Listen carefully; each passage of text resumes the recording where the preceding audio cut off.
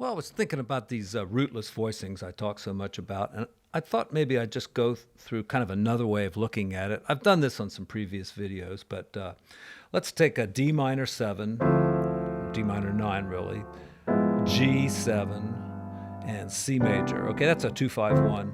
So you start not with this voicing, but just move it up to here. Okay, now that looks like F major 7th, but it's really D minor 7th. At least that's the way I'm thinking of it right now. And I got a bass player in my mind or somewhere is playing that D for me, but there it is. All right, now there's 3 ways and 3 different box voicings you can go to. I call them box voicings, but these are rootless voicings for the G chord. And the first one is just to move one note like this, all right? So like in any key, you can do this, right? E flat, minor, and then just move that one note, you get the A flat 7th, all right? But let's stick to the key of C for now. Move that one note, and then we're coming down here for C major. Now, it looks like E minor, right? E minor 7th, but I'm thinking of it as C major chord. All right, so D minor looks like a major, D minor, move one note, G, dominant 7th. It's got a 9 and a 13, and then C major. All right. All right, and for that particular way of doing a 2-5-1, you could just use the major scale of C. You could call it Dorian mode, but it's just C major scale, right? That's Dorian mode. And then here, still C major scale, could be Mixolydian mode if you want to think of it that way.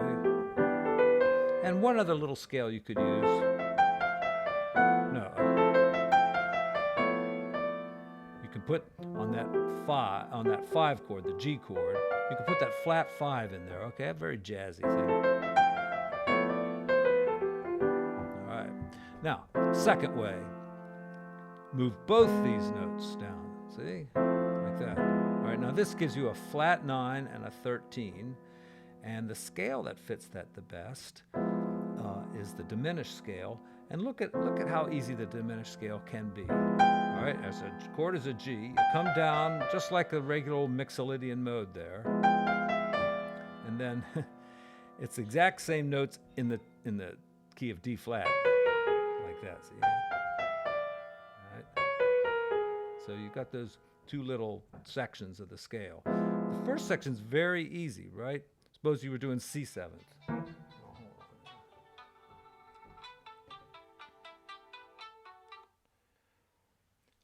Hey man, let me call you right back. Okay, bye. All right.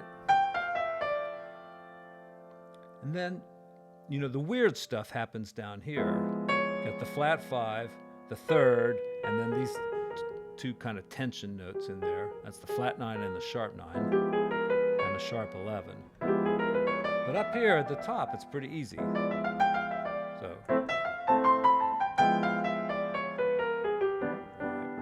all right, so a little bit about scales there too. All right, now the third way, this is a little more complicated. You move the top 2 down, and this one up. And then you get the altered chord, G altered, all right?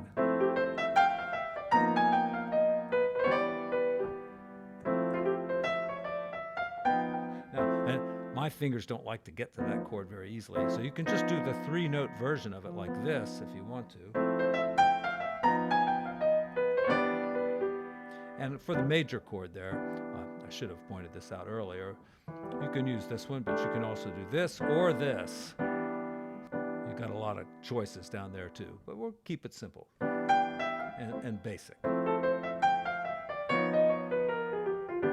right, and the altered scale, now that's a kind of a tough one. It starts off just like the diminished scale there.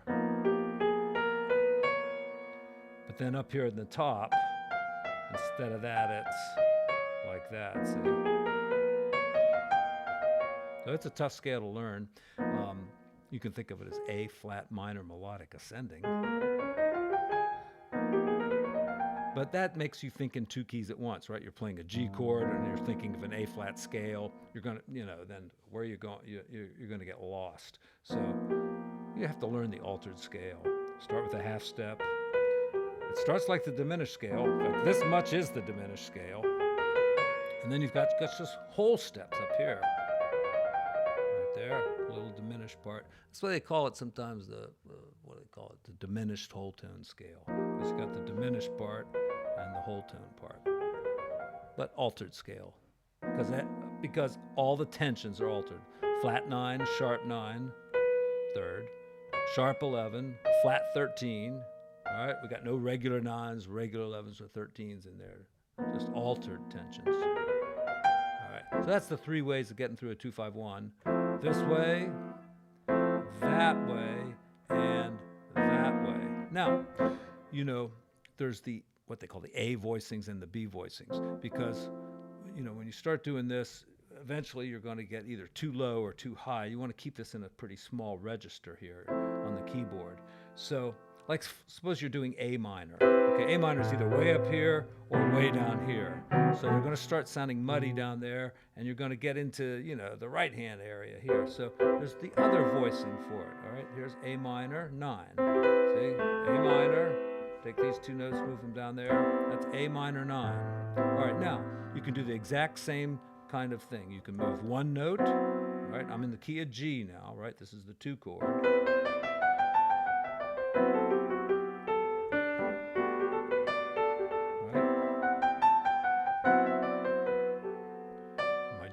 G major could be like that. You could do this too. I did root position there a second ago.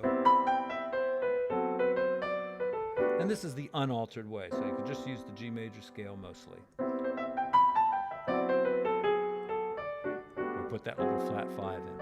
Okay, the other way now is going to be move 2 notes, and it's going to be the outer notes here, you see. All right, this is exactly what I was doing before when I moved the 2 inner notes. Now I'm moving the 2 outer notes, and I'm going to get the diminished scale. So D diminished, those are notes in it. All right, just come straight down from D like that, and end up on G major.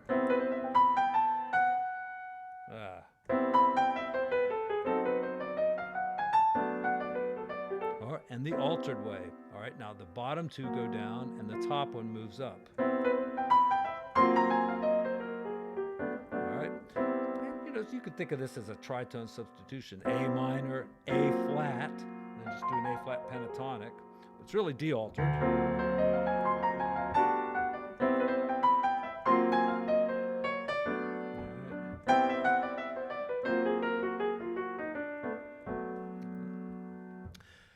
And yeah, it gives you the diminished. Now, this one I did a second ago for the diminished, the D7 with a flat 9 and a 13 that the diminished scale fits. This one was never officially given a box status, and because it's kind of harsh. Right? Another way of doing it, just play the actual diminished chord there, and it'll sound a little nicer. So how would you get to that one? You got to lower these 2 by a half step, and that one goes down a whole step. And as soon as you get to this, you should know diminished chords well enough to just find the right one in any key. G minor. All right. So moving the 2 outer notes. Or the 2 inner notes into the key of F.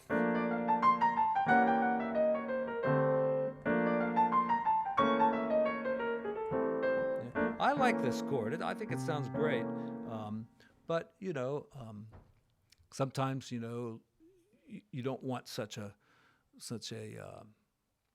dissonant sounding chord there. You want something a little bit easier on the ears, I suppose. So that's why you do that one. And then there's the altered one. Now that's a tougher one to get to, and I think I just talked about it a second ago. But those 2 go down, that one goes up.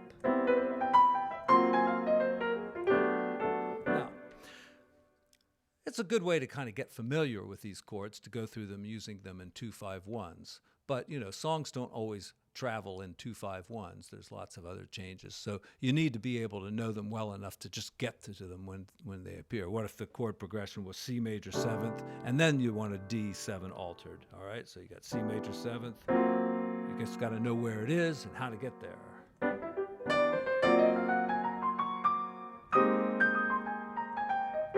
Sometimes songs just go in weird ways. Just like videos, they go in weird ways too. And so that being said, I will sign off for today and see you again real soon. Thanks for watching. Bye.